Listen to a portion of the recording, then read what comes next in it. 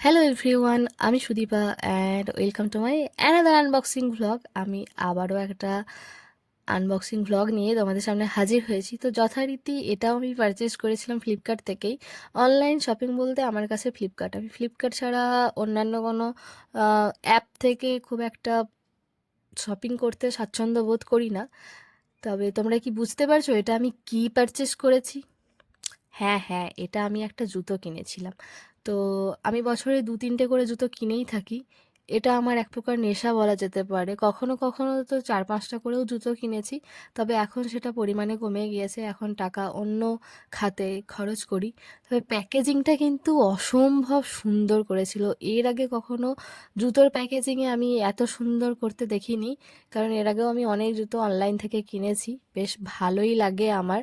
তবে যেদিনকার পার্সেলটা আমি আনবক্সিং করেছিলাম সেই দিনটা ছিল 10ই আগস্ট। তো আগস্ট মাসে আমার বাড়ির পুজোর আগে আহ, এই জুতোটা আমি কিনেছিলাম দুর্গাপুজো উপলক্ষেই বা পুজো উপলক্ষেই কিনেছিলাম। আমি বাড়ির পুজোর আগে, দুর্গাপুজোর আগে আর শীতকালে এই 3টে টাইমে জুতো আমি কিনি। তবে এই জুতোটা না অনেকটা মা মাসিদের মতো হয়ে গিয়েছিল। তবে খুব সুন্দর একটা সোবার লুক দিচ্ছিল হালকা হলুদ আর স্কিন কালারের কম্বিনেশনে। আর জুতোটাতে হালকা হিলও ছিল। যখন আমি এটা দেখেছিলাম ছবিতে তখন খুব একটা বুঝতে পারিনি যে এখানে হিল থাকবে।